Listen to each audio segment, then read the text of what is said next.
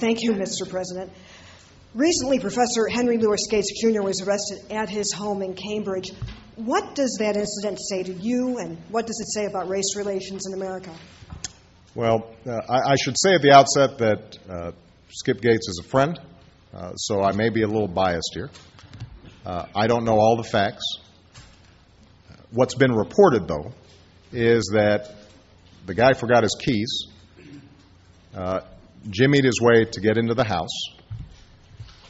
There was a report called into the police station that there might be a burglary taking place. So far, so good, right? I mean, if I was trying to jigger into, well, I guess this is my house now, so it probably wouldn't happen. But let's say my old house in Chicago. Here I'd get shot.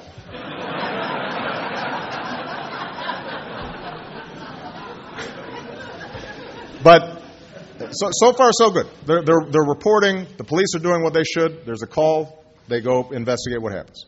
My understanding is, at that point, Professor Gates is already in his house. The police officer comes in. I'm sure there's some exchange of words, but my understanding is that Professor Gates then shows his ID to show that this is his house. And at that point, he gets arrested for disorderly conduct. Charges which are later dropped. Now, I don't know, not having been there and not seeing all the facts, what role race played in that. But I think it's fair to say, number one, any of us would be pretty angry. Number two, that the Cambridge police acted stupidly in arresting somebody when there was already proof that they were in their own home. And number three, what I think we know separate and apart from this incident is that there is a long history in this country of African Americans and Latinos being stopped by law enforcement disproportionately. And that's just a fact. As you know, Lynn, when I was in the state legislature in Illinois, we worked on a racial profiling bill because there was indisputable evidence that blacks and Hispanics were being stopped disproportionately. And that is a sign, an example of how, race remains a factor in the society.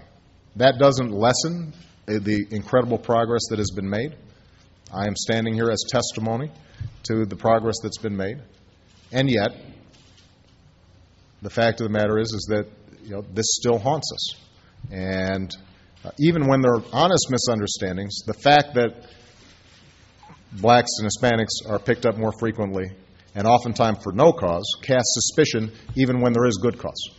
And that's why I think the more that we're working with local law enforcement to improve policing techniques so that we're eliminating potential bias, the safer everybody's going to be. All right? Thank you, everybody.